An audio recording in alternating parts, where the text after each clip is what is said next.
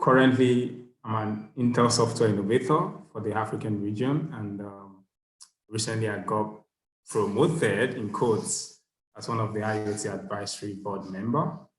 So, and what that means is we have to be, continuously showcase talents in Africa that are doing IoT and using Intel technology to be precise. And for some years now,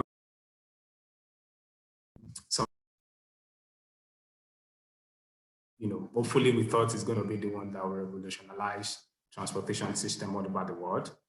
But then we're still thinking it could be too fast, but then let's see how it goes. And 2 years ago, I've been working to build the pay-as-you-go solution for coking gas, and it's still going on. So today, we're going to talk about Internet of Things in Africa and how is it helping us as a continent. I mean, some people still think Africa is a country, but then it's a continent with millions of people with different ethnic groups. And for this class, and thank you so much for giving me the opportunity to come speak. BTS, I've been in love with this school for a very long time. I'm really glad for this opportunity. So today we'll talk about different. Some of you might have seen it before, you might have even used it, but then you are not sure if you're using an IoT device or not. And some of you, as a student, you're also interested, build your career, build your innovation around Internet of Things or artificial intelligence. But then you're kind of afraid and think of how do you want to get started? Is it going to be difficult for you to start? What tools do you need? What technology do you need to bridge together to be successful in Internet of Things? But then in Africa, as a continent, it's really growing so fast that people begin to connect things together and building different solutions to solve a very critical problem. So for this session today, you can ask different questions if you are familiar with some of these things. And if you want some more enlightenment about it, feel free to send a message or, just ask the question you have. And I really want it to be very interactive. I want to know where you came from, especially I'm talking about your, do you have some community in your country where there is no electricity or there's no water or there's no good internet? So how do you survive in this situation? And how do you bring Internet of Things to this kind of origin? Okay, so what is Internet of Things? A lot of you might be thinking, previous speakers have talked about different applications of IoT, from the conversational IoT to the AI, kind of thing. But then what about bringing devices to devices, talking to each other, which people now call machine to machine? For Internet of Things, it's comprised of very unique identity, which are connected together. I know there's a lot of trend that is going on recently about 5G and coronavirus. That's another talk on its own. IoT, it's a very most interesting aspect that would really fast track the 5G network that people are talking about, that you have more super fast interconnected devices. So IoT basically is bringing devices, connecting them together to talk to each other. And majorly, it also focuses on configuration, control, and networking of things. Things might be just a temperature sensor. It could be, your heartbeat. It could be your car engine or utility. So these are just the normal things. But then when you bring all these things together and you bridge it by connecting it to the internet, you've just successfully done an IoT. So you don't have to be thinking that, you've got to think about how you build an AI, or you have to do data analytics. No, that is not the first part of IoT. The first thing you have to figure out is you need to bring the things. These things doesn't have anything. They only have, maybe say, a very small chip like a microprocessor inside, but they cannot process any data. They cannot do anything. But when you bring this device and you try and use a microprocessor, typical example of microprocessor, it could be Intel, not necessarily Intel, but then a tiny processor that doesn't have a lot of memory, which could be like 8 kilobytes of RAM, and you can process the microprocessor with the Things device, which could be the heart monitor, or let's say, sorry, heartbeat, or let's say temperature sensor. And when you connect the processor to that, you've just built an embedded system device. It's not an IoT device. So this is one mistake that a lot of people make sometimes, and they think they have IoT device without internet, or they just call everything IoT. But then when you bring all your electronic devices and you put them to the internet, you've just successfully done an IoT connection, because bringing your things to the internet makes it Internet of Things. Okay, so that is the best simple layman to understand IoT. And you've been using IoT for long and you're not even familiar, you're not sure. You can imagine going to your fridge and you felt like, okay, what do you want this morning? Initially, let's say yesterday, you picked just one egg, and on a good day, inside the fridge, you have like 15 eggs. So what is going to do the mathematics for you? Do you have to do that yourself? What about the tray of egg? You've got a sensor there. And when you picked one, the sensor notifies you that you have 14 left inside the fridge. Okay, from your mind, you know that, okay, you have 14 left and you need to cook again. You pick another one. Before you finish the whole egg, you get a notification that you need to refill the egg, or you need to refill something inside the fridge. So this is one of the most fantastic things you can really get with IoT. That is why I said Internet of Things is making life better in different ways, depending on how you are applying it into your day-to-day activities. But for the aspect of egg, is so simple and straightforward. What about solving a more critical and more important aspect in people's life in Africa? I mean, this thing depends on their life, that they have to live happy day in, day out, because they've got a connected IoT solution in their environment. Okay, let's take a little bit slow down and think about it. We know Internet of Things now. We know that you can go back to your house and say, oh, you've got the fridge. How can you make your fridge be connected to the internet? Then you can do it. It's so simple. Take the things that you talked about, add a sensor to it, put it on Amazon, and you are good to go. Everybody, you're familiar with Amazon web services. They've got an endpoint where you can publish all your data from an IoT device to the internet. Okay, let me move on. So IoT is a new revolution capable of endpoint connected to the internet, as I said.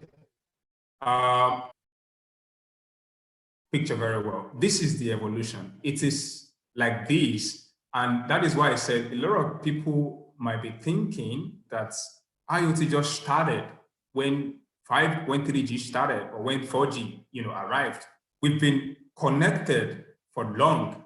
But then when internet was more stable, that is when we can now have the visibility that truly this is Internet of Things. And happy World IoT Day today, because today is World IoT Day. And, my own first name is Toby. Sometimes I just say happy World Internet of Toby Day, because it's my day. And I'm really glad today is IoT Day. And I'm also doing this presentation to the students. So look at the revolution today. And we started from human to human communication. This is the most, I'm not going to use the word stupid, but then this is how we do things before. You need a mail. I'm not talking about email. You need to send something to your father or to your family, and you have to use a post. Like someone needs to go to the post office, just a letter. You can imagine sending a letter to your girlfriend, and you have to send it through the post office. You wait for 1 week before it arrives. It's a lot of stress. I'm talking about Internet of Things, how it makes our life simple, and more better. So then from the human to human part of the free internet, where you have to use fixed mobile telephony, in which, personally, I wasn't even very used to it, because you have to roll it like 3 times before you can access your grandparent, your mother. And afterwards, we started using emails where you can use to share information, and that moves to smart networks. So the evolution has been there ever since, and we all grew up to meet up with the machine-to-machine part of it. It's not like it just started, boom, like just 2 years ago. No, it has been there, but the developments just keep going gradually. So then we move to Web 2.0, which is more of the e-productivity and e-commerce, which is so rapid. Amazon today, you can order anything, deliver it to your doorstep. We're using the smart and IT platform and services. E-commerce is also there. And the thing in the US now is sometimes Amazon, if let's assume your fridge is empty and you are connected to your smart or Alexa can order it for you. It's also a smart device. It's also an IoT platform. So the Internet of People, which is when Ken was talking yesterday, talking about the conversational IoT, you can imagine today that people are now more on social media than 100 years ago. You can imagine people spend a lot of time just checking things out and be happy, engrossed by the information on the internet. Just one more, sir. I think I have something. Okay, thank you. I just got like my sound is going away from the computer. Okay, thank you. Okay, so but then we've got the social media platform that people are more used to, which is like Facebook. I can imagine people spending like 10 hours every day. The way you can know that now there is tracking on your phone that can check how long you spend on each application. You know, with that, you should know that you spend more hours on social media. But then this is smart with phones and application. Now you've got your Facebook. I was trying to talk about the conversational IoT part where your Facebook can also be your IoT platform where you can interact with your devices. Simple. You send a request. I posted a video sometimes on my YouTube where you can use your WhatsApp to conversate with your devices. Like you can get information about the temperature measurements to your WhatsApp directly. And you can also send back to your devices and say, shut down the AC or do any control from WhatsApp. So everything is interconnected. This is why evolution of IoT started from human to human communication.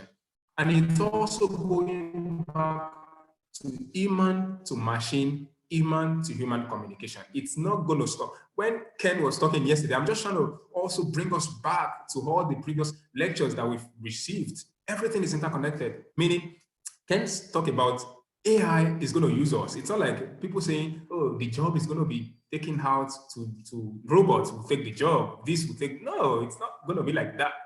We are the one training the robots, we human. So it's going to be human to machine, human to AI, and human to technology. It's not just going to be just AI alone. They can't get the job done without us. So we are so important in this evolution. So now moving to the real part of IoT, which is the machine to machine, which has to do with data, which has to do with devices, tracking, monitoring, identification, metering, automation. All these are interconnected. You can imagine you want to track your car and you've got device installed inside the car.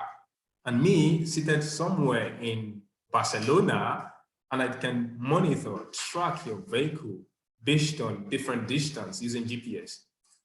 This is IoT. It is not connected to any element of, let's say, something that has to be, dubious that you can understand in a very simple way. So that is why IoT, we've been using it for long, and I'm really happy today you are able to catch some very fresh anointing about Internet of Things. Let me tell you, for me, I've been in this field of IoT for some time now. Before now, I usually think what I'm doing is IoT, but then it was an embedded system. I mean, personally, I just feel like I'm an embedded system engineer, but then, I feel like, okay, I think I should just add IoT expert to it because I feel like I've been connecting devices to the internet for years. Then I didn't call myself an IoT expert. So it's better I just move and, go on with the word, So this is IoT. If you have any question about the basic layman way to understand Internet of Things, please ask me. This is the most simplest way. And don't forget, if I want to go a little bit advanced in IoT, your mobile phone, we can't directly consider it as an IoT device. This is important. This is, I should have even asked you generally, is your mobile phone an IoT device? Some of you might say yes. In some cases, it kind of look like an IoT device because now they are beginning to embed different sensors to it. I can imagine my Samsung, if I put my finger at the back, it could potentially say it's checking my blood, checking all those things. But then, is it processing it for me? No. That means the phone has to connect to just the phone alone, no internet, nothing. So, but when you bring your mobile phone, when you bring your things like devices, and you connect it to the internet somewhere else, and you have to tell someone in another country to ping the device in order to access all the information, you have just successfully established an IoT solution. So, okay, I think I have some question here. Let me just check to be sure. Okay. So going forward, now that you know that this is the layman method of describing IoT, tomorrow you can decide that you want to build your IoT. What do you need to build it?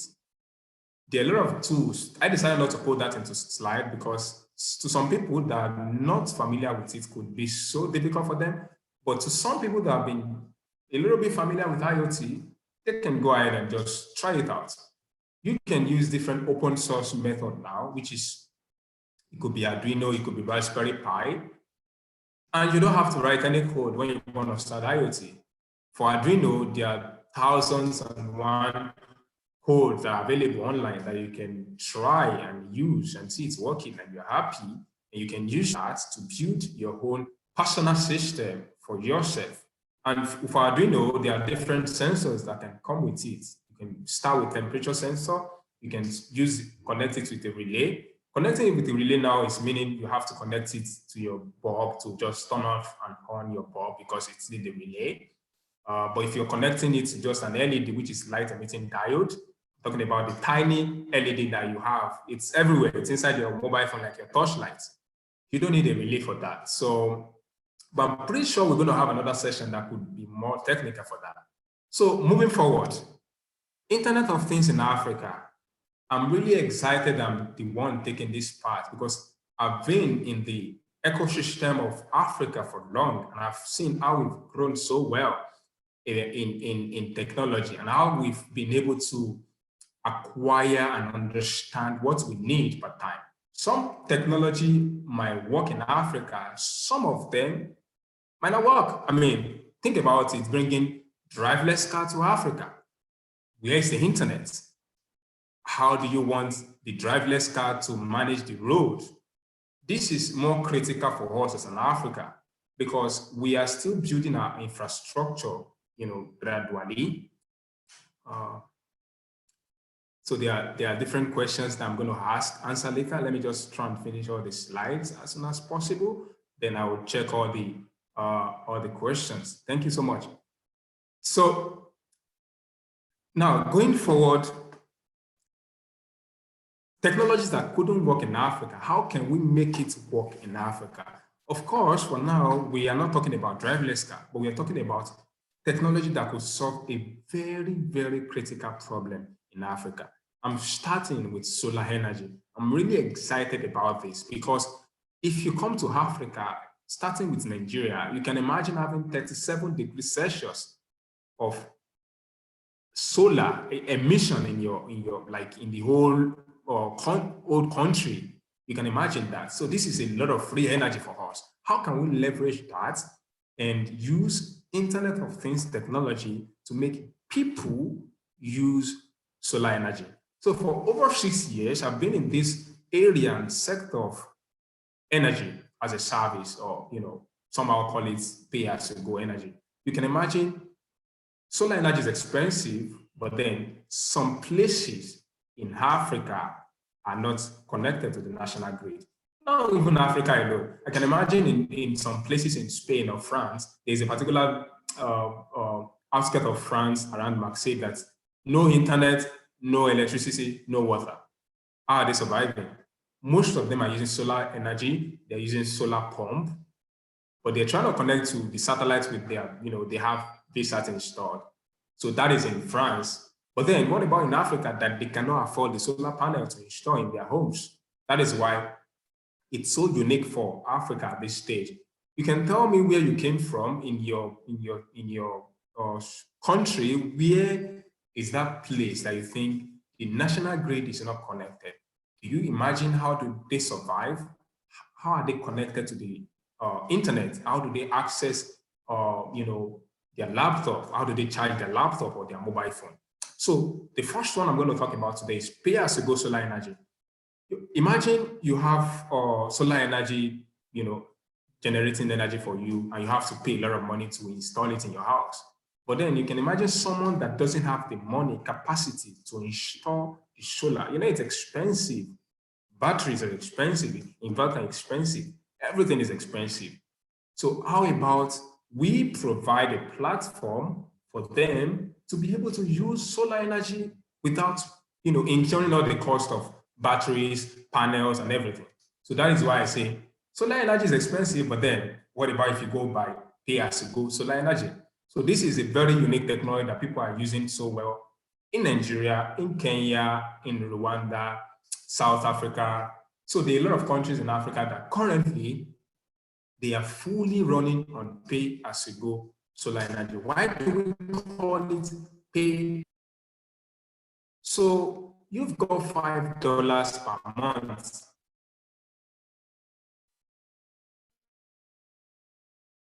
You buy solar energy. It's not possible. But then there are some companies that have got a lot of investments from VCs or from government funding. They install the solar in your house for free. You are paying nothing. Probably you have to pay like a setup fee, like a very small.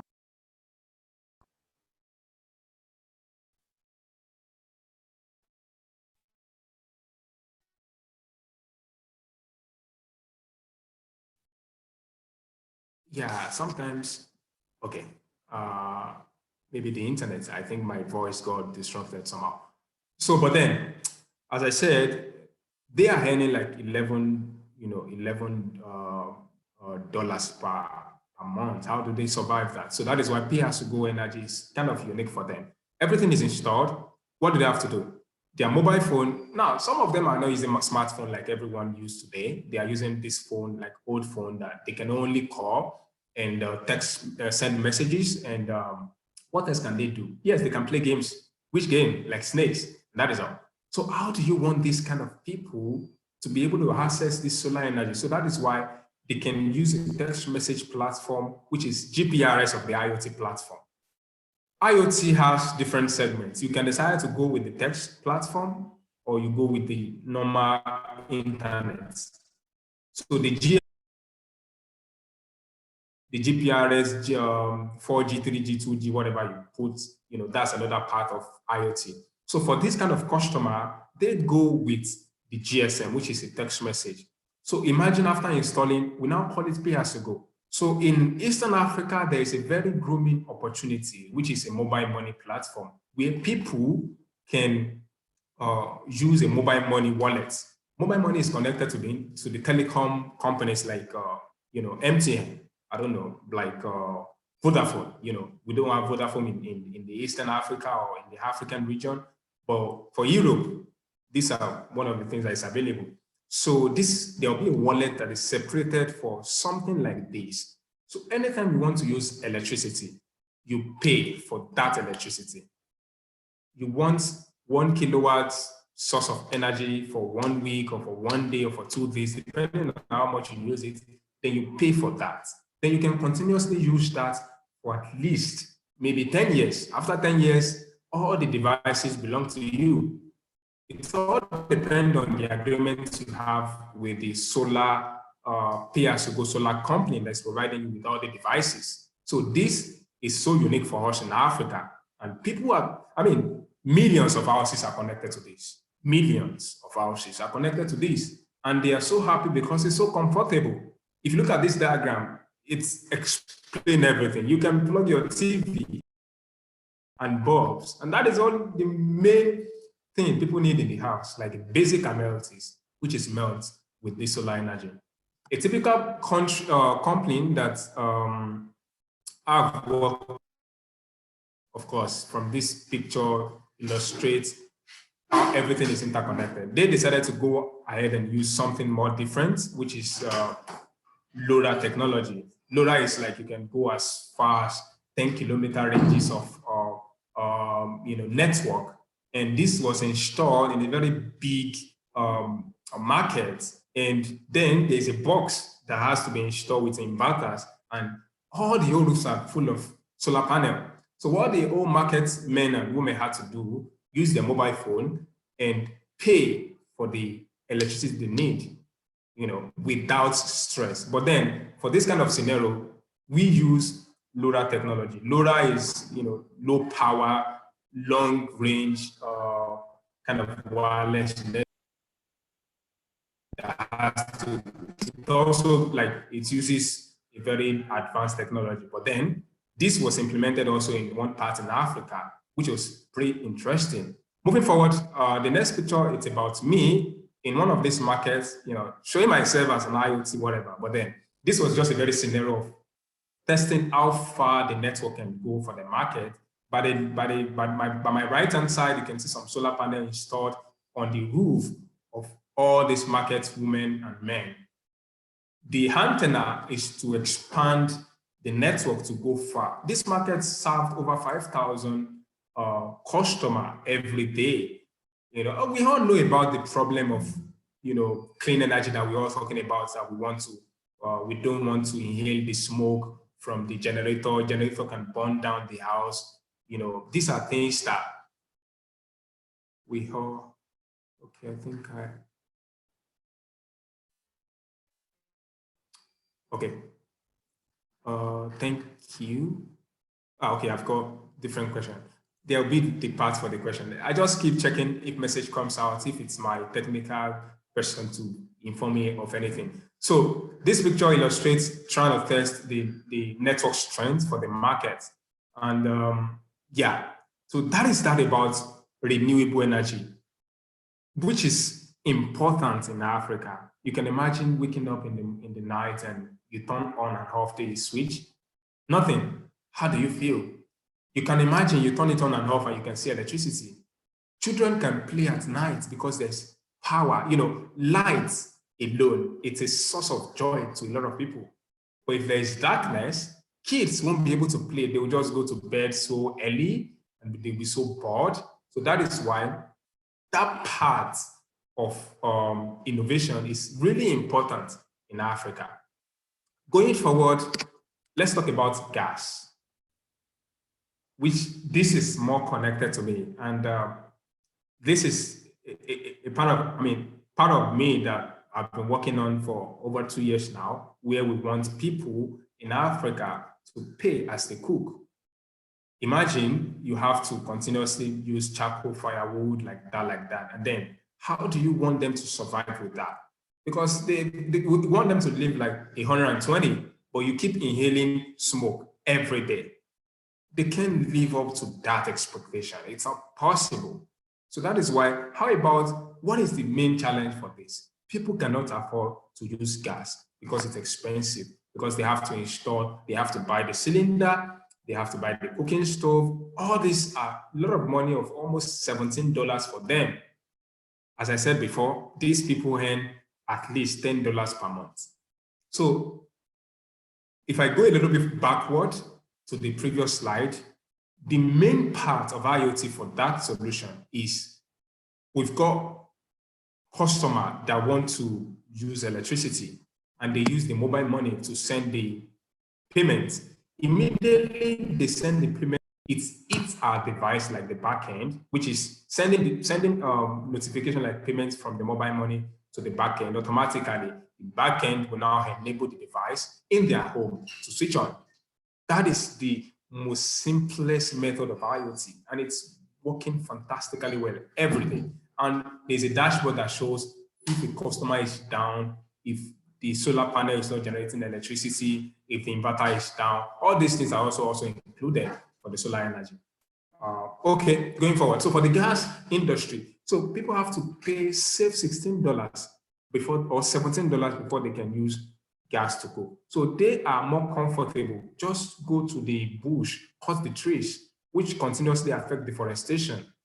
And they pack the trees, put it together and cook, which is not good for the health.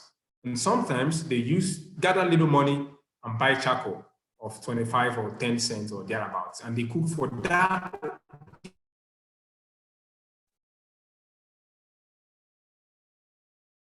So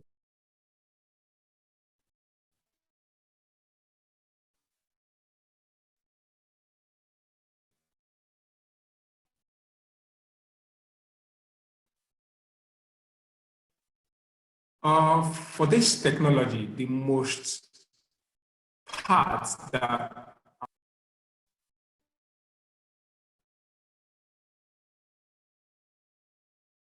need to pay for gas, I mean, yes, for free. Of course, they have to pay some set of fee, which is very minimal. And after that, we continuously monitor the gas level. Like if the gas is reaching 10%, we send a notification to them, like a text message, and say, hey, we're coming to refill the cylinder. Are you at home? They say, yes. We go there, change the cylinder, put it back again. Anytime they want to cook in their house, the same little money they are paying for charcoal, they pay for gas, meaning you're paying 35 cents, pay the same 35 cents equivalent, I mean, in different currency. But then in US dollar, you pay 35 cents and use the same 35 cents using the same mobile money that we're talking about to enable your gas. For us, we have a dashboard and a database that is connected to each client, each customer. So when you send the code to your gas at home, to your cylinder at home, automatically the valve will be open to you. So it's like in 2 seconds, like maximum. So, and in the African region, and it's a growing economy. I mean, the part of the gas, because people still don't believe it's possible, because one of the challenges is how do you incur a lot of technology like device, cylinder, cooking stove, and the customer pay 35 cents every day. But then if you calculate that for, let's say, if you continuously calculate that for like 7 months, you can get most of this money back. You can get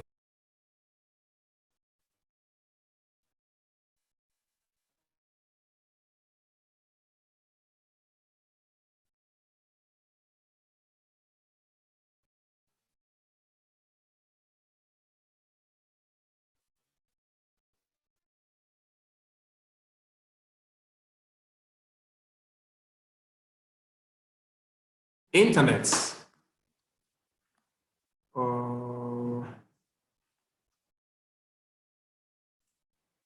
Can you hear me now? Okay. Yes, you can hear me. I'm happy. So, okay. I was trying to talk about the gas parts, which I got engrossed. I didn't even check the charts. But then, yeah, basically what makes this whole technology works, there's valve. I mean, it's okay. There's no issues sharing this kind of information because it's important for anyone to learn and to, use the same technology and try it out. So when the fuel is low, we get alerts. We send that to gas supplier, which they are literally the one changing the cylinder for the customer. And afterwards, the customer can get notified and say, yes, come change my cylinder. The same way it works in some part of Africa, especially in Nigeria, somehow you have to buy the gas, continuously refill the cylinder. But in Rwanda, you have to exchange the cylinder, which is kind of funny, sort of. So, but the IoT part, as I said, is all the valve, the controller. So there are a lot of things that is on board, enclosed inside the device on top of the cylinder. And all this device, it uses GPRS. It's not 4G, not 5G. No, not 5G yet in Africa. It's in South Africa, but it's not in Rwanda. and it uses like 2G network, because that is the same, because there are some places in Rwanda that doesn't have 3G. So we try to make sure that all these devices are completely 2G, which is like edge, which is the second generation of internet connectivity. So yeah, that is that. If you have any question about the gas parts, you can ask. So for the last part, for the technology in Africa, which it's about agriculture. Okay, let me just take it a little bit. So for this, which is this guy, I also mentor him while he's doing his accelerator program in Nigeria. So what they do is, from the farmland or wherever you are, they pack all your tomatoes, onions, or whatever you have that could get destroyed during transportation process. They put it into their own very small cold room. They call it cold room, and pack everything together. Low internet, low, not no, LOW. It's a very low internet access. So they pack everything together, they increase and decrease the temperature. There's some period when the temperature will just be standard, and they leave it like that for long, and afterward they turn it on again, and like that. So they continuously do that and monitor. With this, it increased the agricultural system in some parts in Africa, specifically Nigeria. And this technology could be what you want to try out somehow in your own country. So this is it in Africa. This is the simplest 3D scenario that I'm so proud of. And I'm really sure that a lot of people are right now thinking about what else they can do in their country. Before I move further, let me try and answer some of the questions quickly. I'm sure there will still be another question. So let me just answer this and know that I'm almost done with all the question and answer. Okay. So the first question, yeah.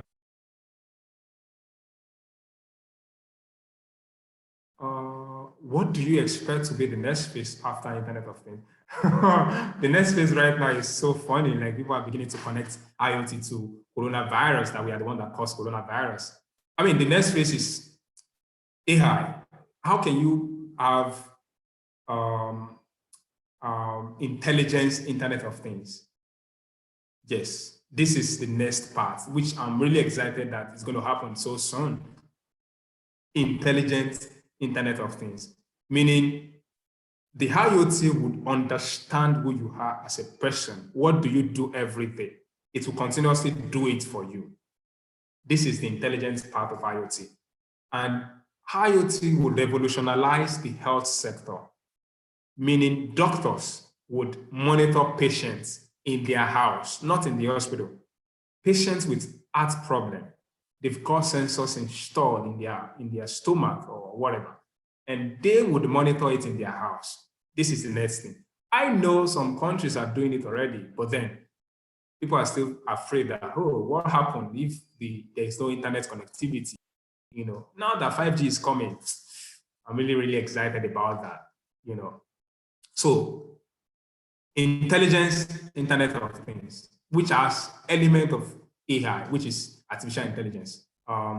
Learning, since there are areas of our planets where the internet doesn't exist or is not of high quality, can IoT be implemented using an alternative network other than the internet? Other than the internet, which is like what? Like satellites? Yes, but then this is more of a very expensive method. People use satellites, like satellite phones, to access the internet where there's no internet connectivity. So, but some people are also developing something called Li-Fi, which has to do with lights, which is another method for internet connectivity. So can IoT be implemented using an alternative network other than internet?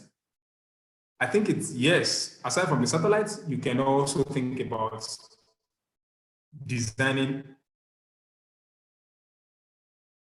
Let's assume you have a farmland. No, you can install Wi-Fi everywhere. This is just an open space of 10-kilometer range. I think my network is bad again. Let me just check, be sure. Okay, no, not my network. So yes, they can use LoRa. LoRa doesn't need internet connectivity. But then if you need to access all these devices, all your farm, your ring wage, your tipping buckets in the farmland, then you might need internet. Internet is important. But if you want to, that you can connect your sensor directly to it. So you don't need internet to make LoRa work, but everything will be interconnected in a more like a Wi-Fi. Let me quickly go. What industry, Simon, I can see you there. What industry do you think would have the biggest impact on the 17 world goals in this century in Africa? Well, that's a very, very interesting question. I think it's about clean energy. How can we live without affecting where we are living? It's important. How can we live comfortably without affecting this world? There's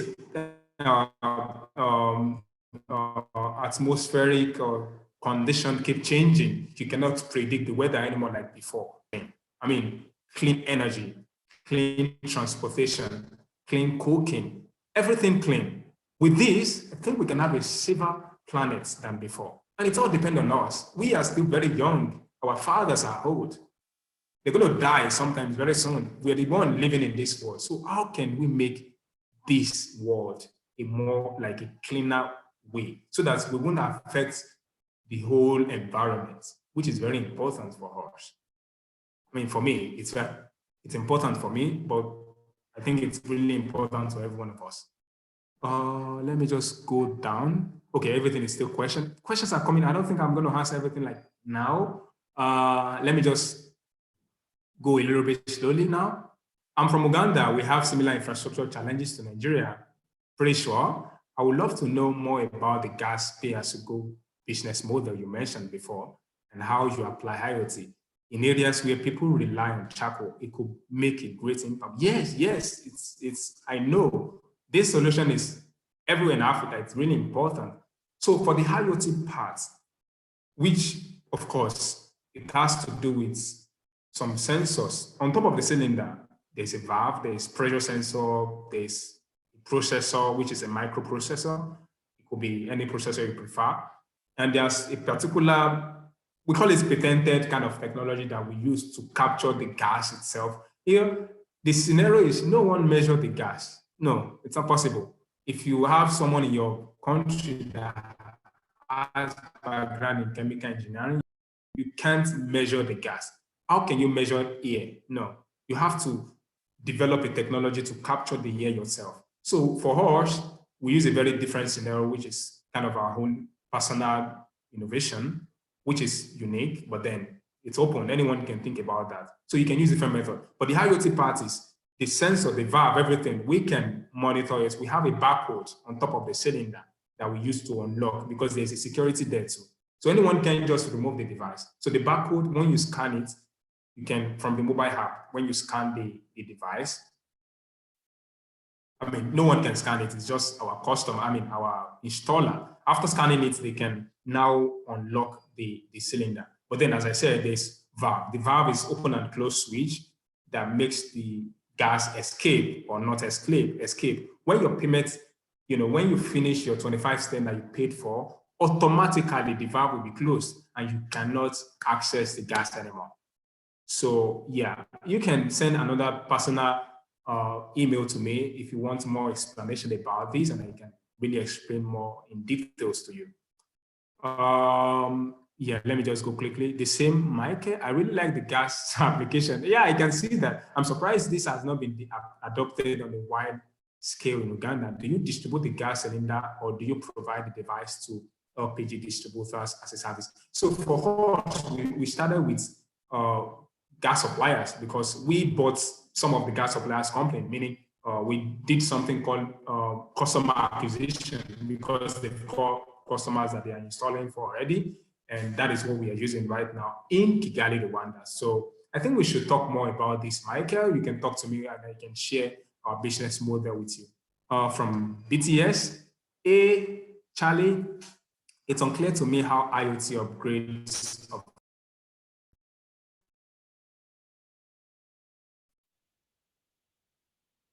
the solar panels and gas cylinders still have to be produced for each household, right? Um, is that the question? So the solar panel is installed into the customer's house. If you like, we call it pay as you go. So for the customer, they install the solar energy uh, charge controller, everything inside the customer's house. But then, sorry for the unfair question, but thank you. Let me just, yeah. But then the customer cannot access the electricity. It's like a lock. Yeah, it's like a lock. We keep track of everything. So the only way the customer can access the electricity is when they pay as they need it, basically. That is the scenario of the part of both the solar and the gas. So we give them everything for free. That is why investors and investment is very important for this kind of technology. You can't get the return on investment immediately. No, it's not possible. You have to wait for like some months or years before it happens. The other one, yes, I can see you. Is the mobile cold room powered by battery storage only or PV? Yeah, it's just battery. Yeah, for now, because there's no way you can install. It's a very portable kind of thing. So it has battery power. The battery could last like 6 hours or 24 hours, depending on. That is why I said they keep checking the temperature. There's some, it's just like your fridge. In your fridge, there's a particular temperature that it's just going to be like that for some time because everything is cold or freeze.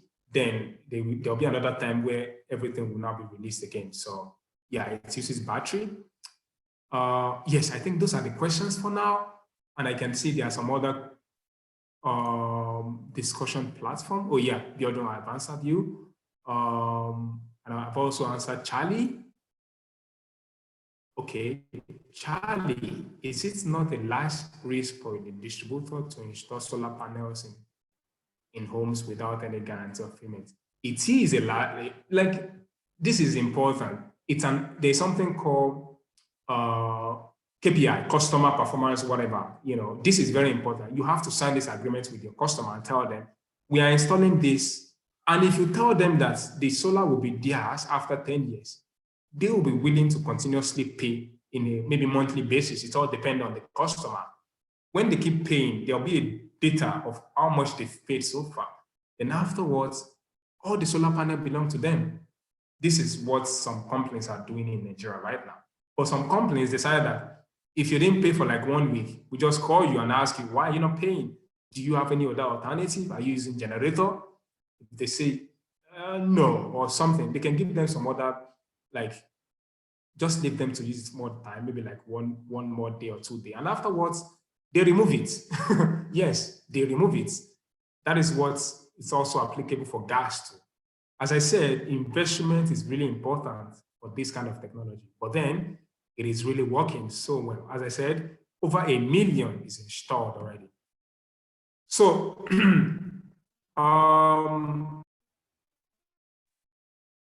going forward, thank you so much for all the questions and feel free to ask me any other thing around that. As I also said, I have like this is IoT in Africa. And with what I do with Intel, I have another part that has to do with computer vision, which is more of what I'm also very connected with. When you have to build a solution that connects people together and to make sure that they use this technology all the time. Imagine you have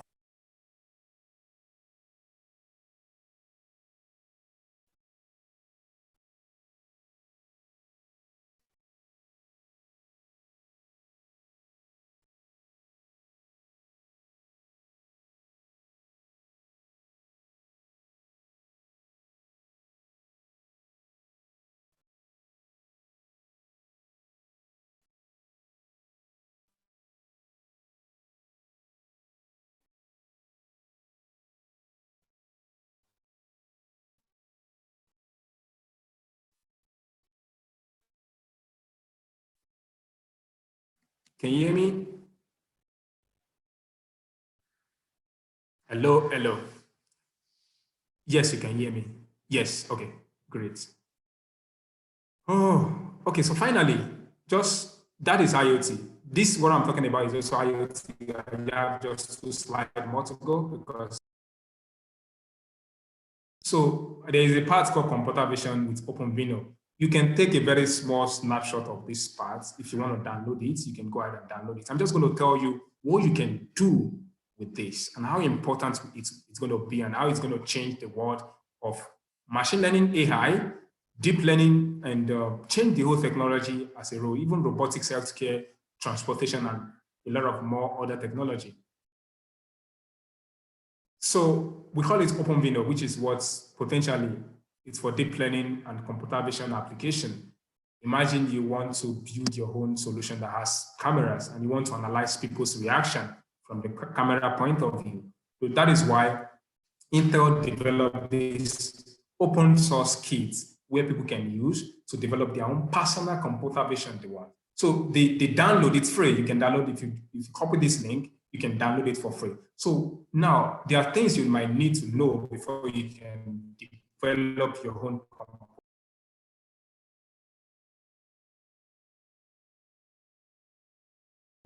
pre-trained model, which is you could do that on TensorFlow platform, which or Kafle. These are available online openly. And afterwards, you can now train, access it, connect it to the OpenVINO platform. I hope you can still hear me. I really hope that. Then after putting it into the OpenVINO platform, then you can, potentially connect it to anything you want to connect it. Okay, I think let me just. Yeah, okay, yeah, I'm happy for that. So this looks a little bit advanced, but then I'm really happy for introducing this to some people for the first time. So now think about it this way. You've got robots, you've got this. How do you want the robot to better understand people from the, okay, sorry. Oh yeah, it's still Charlie. Yeah, let me just conclude these 2 slides before we go. So how can you make the robot or the camera surveillance that you've installed to do something for you in a more deeper way, meaning in a more informative way? That is what OpenVINO Toolkit can do for computer vision. I have a very funny scenario here, which is, I'm really in love with this, which is for personal protective equipment. I've shared the video somewhere on my social platform like LinkedIn and likes. So imagine you go to an industrial environment whereby they usually tell you, put on your head helmet, put on your safety wear, put on your this, put on your that. And people just say, oh, no, I'm not going to put it on. I don't need to put it on.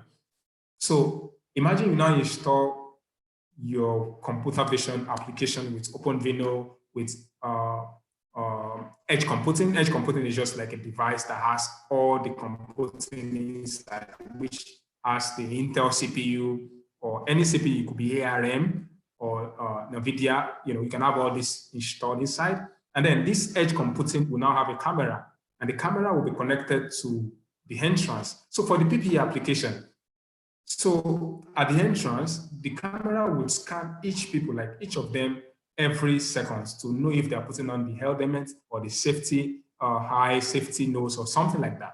Then afterwards, if they are not putting it on, they cannot access the factory because all these things are not completed. Kind of funny and interesting. Yes, this is the computer vision can do, and this is what the OpenVINO can do. And I have a demo here that showcases that, in which I'm going to share that with anyone that wants to have the link, because I'm not sure we're having some difficulties initially. Okay, let me try it and see now. If you cannot hear the sound, it's okay. See the video and see the application. This is a standard scenario of how it works using computer vision. Another application, just watch the video.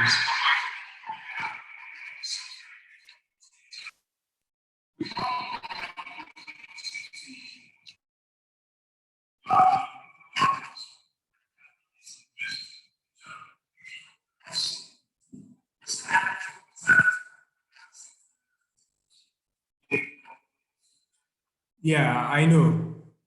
A lot of people cannot hear the video, which is fine. Let me just move it a little bit and show the path of the explanation. So it's captured the head elements, the eye and everything. And if everything is correct, the door will be open for you. If it's not full, you can access the door. So basically, this is what the demo can do. And this is what Intel have been potentially impressing heavily. So think about all these scenarios I've explained to you. How can you apply it to your day-to-day activities? How can you develop a very simple IoT solution that can solve a critical problem in your community? Not necessarily in Africa. Yes, because I'm in love with Africa. I am from Africa. I'm also an African. So everything I had to do is somehow connected to Africa. But then in your own simple way, in Barcelona, in France, wherever you came from, how can you, okay, how can you also use the same IoT technology that we're talking about today to, create something unique in your country, in your community? This doesn't have anything to do with coronavirus. IoT is just a very important innovation that is growing so fast. And when 5G arrives all over the country, it will change everything for good. Thank you so much for coming to my session today. Feel free to ask me any question. You've asked a lot of questions, and I'm really excited for those questions. And I'm really happy I answered most of it. There's Charlie.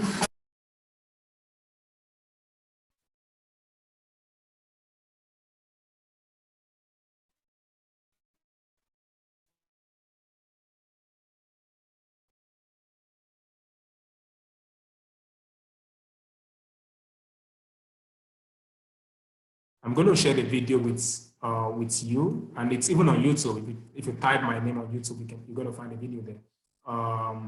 Yes, I'm really happy that we're on you, Biodun from Nigeria. He also worked with one of the solar companies. And Michael, yeah, I think you should chat with me privately to better understand the challenges in Uganda and how we can see how we can work together with that.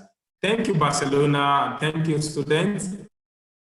And as I asked, think about this as a scenario in your own community. How can you use IoT to make life better for them?